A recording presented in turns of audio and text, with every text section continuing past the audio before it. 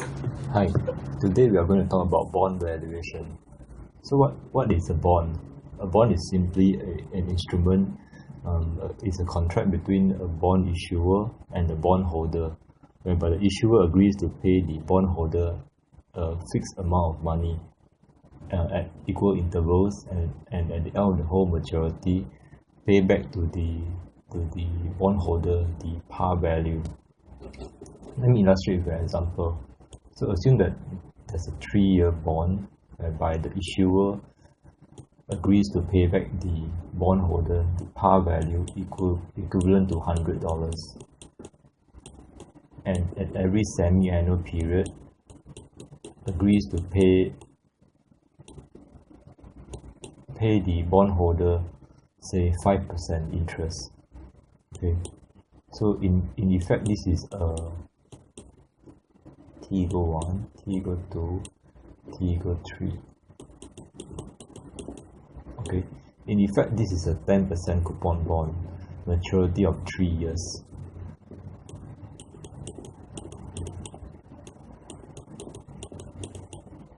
And so on. So these are all 5% every semi-annual. And let me write coupon as C is equal to 10%. Okay. Payment term is semi-annual.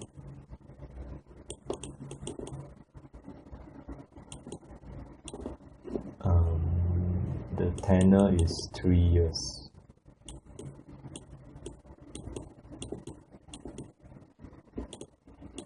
Okay, so the challenge now is to value the bond, the price of the bond today, and how do we do it?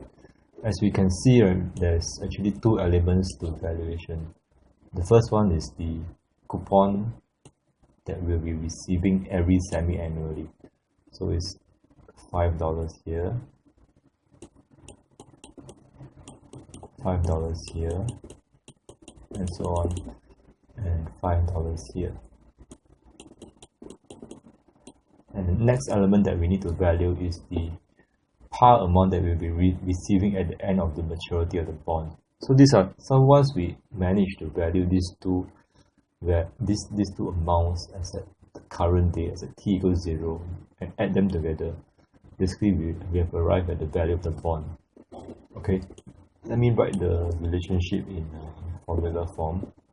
So the value of the bond today is equal to 5%, discount it, I'm taking this 5%, discount it to t equals 0, which is 1 plus R1. So I'm assuming R1 is the interest rate in the first period. Let me give them some names: R2, R3, R4, R5, R6. Okay, so I'm discounting this coupon back to the t equals 0. Let me do the second one, 5%. Okay, remember that R is expressed as in annual terms. Oh, sorry, so I should divide by 2 here, if R is expressed as annual terms. So for R2, I should do 1 plus R2 divided by 2 to get the coupon for semi-annual period, and then discount it back 2 periods to t equals 0. Okay, and I'll do so for the rest. 5% plus 1 plus R3 over 2 to the power of cube, okay, plus, and so on. There's 1, 2, 3, 4, 5, 6. So there's 6 of this. And the last one being 5% over 1 plus R6 over 2 to the power of 6. Okay, plus finally the par value that we need to discount back. Okay, so it's $100 over 1 plus R6 to the power divided by 2 to the power of 6. Alright, so this is the formula that for this particular bond, and notice that all the R are different. Okay, so we can write it generically. Okay, so this is summation to the nth term, start from 1. Okay, so C is the coupon rate, divide by 1 plus r to the power of I, divide by 2, because this is so happen that this is a semi-annual payment. Okay, maybe I should divide by 2 for the coupon to make it even clearer, because C is 10%, so divide by 2 is the 5%. Okay, so this one to the power of I.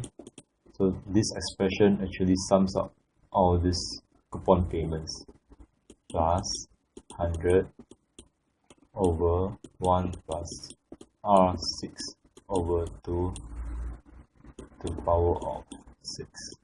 Okay, so this is the expression for calculating the value of the bond today. Okay, let's look at this R in particular.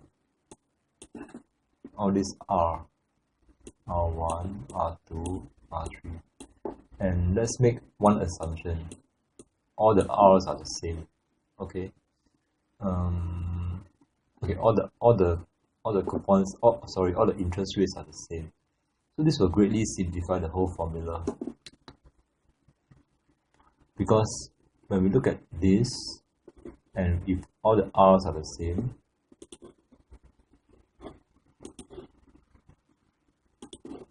okay, so assume that all the R's are the same.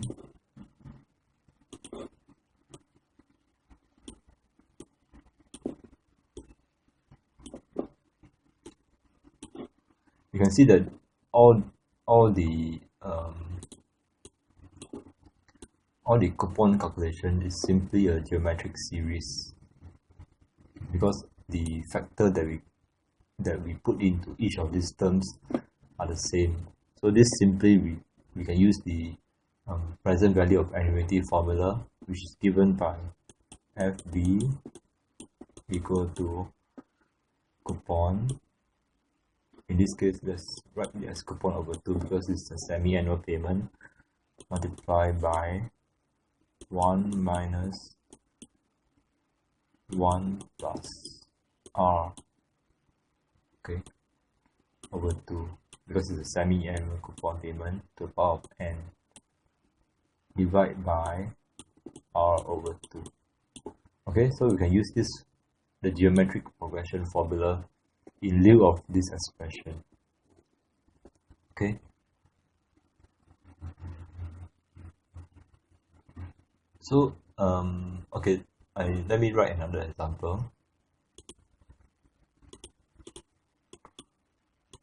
where instead of having the coupon being paid, say semi-annually, let's imagine that the next coupon happens in 1 month's time. Okay, so t equals 0. We have the next coupon, t is equal to 1 month, which is 1 over 12 years. Okay, so and then the following one will be in the 7th month. Okay, which is actually half a year here. Okay, and so on.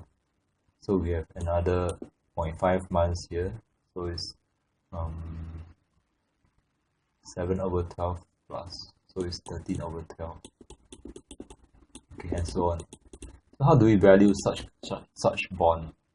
It's actually very simple. We can value the bond as at this period using the notation that we spoke about earlier. Using the geometric progression formula that we spoke about earlier, but the only difference is in previously period is n is equal to 6, but now we do n is equal to 5 because there's only 5 periods as at t is equal to 1 over 12 in 1 month's time. So we get the v here, and then finally we do a PV of this v here. So the value as at current time is equal to PV of V1. Okay, so it's pretty straightforward. This does a bit more work involved, but the idea is very straightforward. All right. So let's try to imagine back to the formula just now. Let's try to imagine a scenario where all the R's are equal, and let's find the relationship between the R and the price of the bond. So we want to find a relationship between this one and R. Okay. So we can see that because R is in the denominator of this whole all the expression, R is always at the denominator. So we can imagine that when R increase, if we happen to plot the graph between R and P, which is the value of the bond, you can see that when R increase, price will always decrease, and when R decrease, price will always increase. So people will call this a inverse relationship between U and price. R is normally known to the traders as the U. So R is equal to U. And in fact, most traders don't quote prices, they quote U, because simply because two different bonds with two different coupons, different maturity are really hard to compare against each other. And so let me give an example. Let's say a bond, 10-year bond to maturity, paying say 8% in coupon, and compared to another 8-year bond to maturity, paying say 5% coupon. How do we compare these two bonds? If we price them, it's difficult. One bond can maybe price at say $90, and the other bond can be priced at $110. Is $110 more expensive than $90? So no, because of the different maturity and different coupons of these two bonds. So the price may be different. So the solution is to quote these two bonds in U, okay, and so that they become comparable. Okay. So of course, in real world, R is not the same, because we have what we call the term structure of interest rate. When you draw an interest rate curve,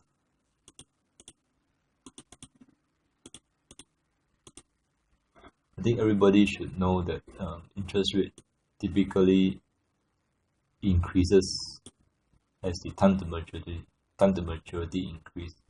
Let's say this is the interest rate. This is the time, and this is the interest rate. As I think most people acknowledge that the longer the time that you lend someone money, the higher the rate that you expect from the person. So normally the interest rate curve is something like that. And when you draw something like that, it's clear that the interest rate is not the same across time. Okay, so it is basically upward sloping.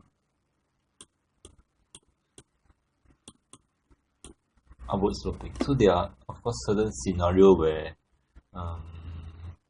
there's a downward sloping curve, but these are very far and few between, so we shall not talk about this.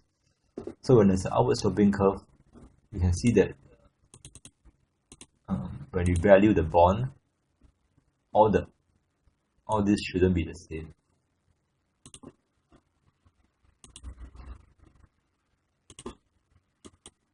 Right. So it's back to where we started off. All this shouldn't be the same. And what we should be using is to be using the R1. We should be using the interest rate as an R1 from the interest rate curve. We should be using R1 here.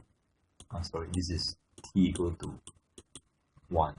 Okay, so we should be using R1 here, RT, and so on and so forth. T equal to, we should be using the R2 here in the discount formula.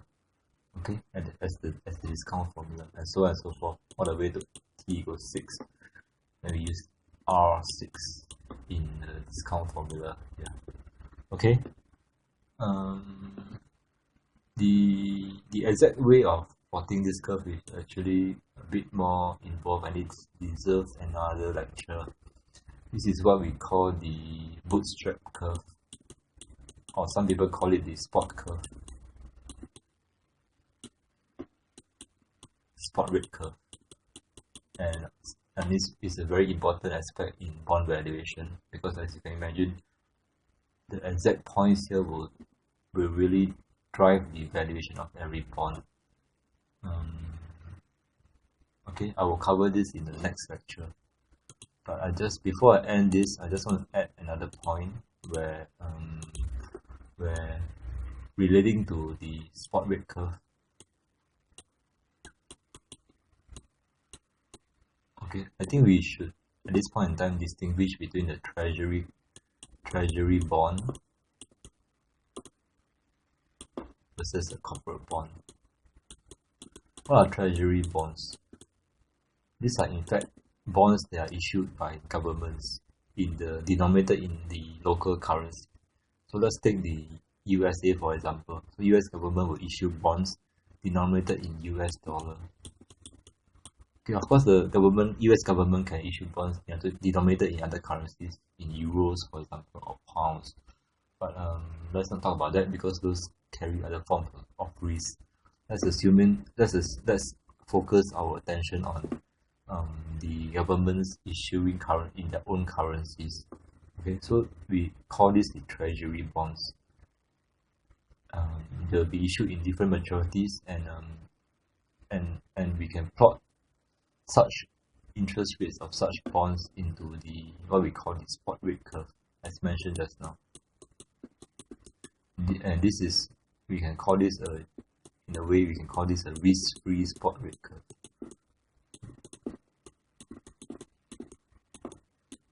Okay, and this is the basis of all interest rate risks. When we do valuation of government bonds, we'll be using the spot rate curve to value them. Let's now look at corporate issues bonds.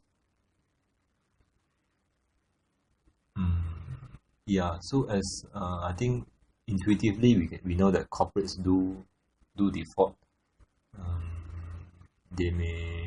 Business may not be that good.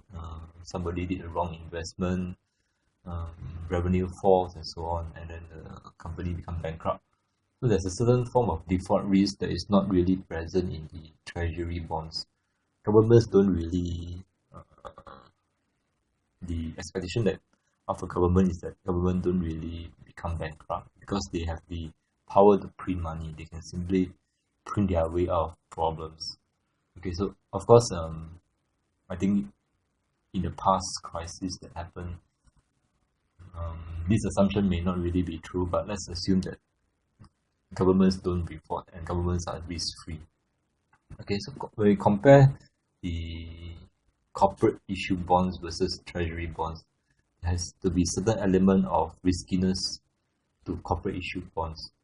So when we draw a yield curve for a corporate bond, it can be expected that the yields of corporates are higher than the yields of treasuries.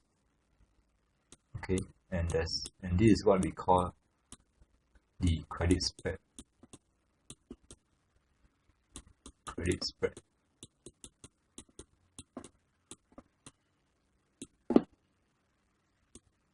Okay, so this is what we call a credit spread. At any point in time, there's a spread in between the spot rate curve and the corporate yield curve, which is called the treasury spread.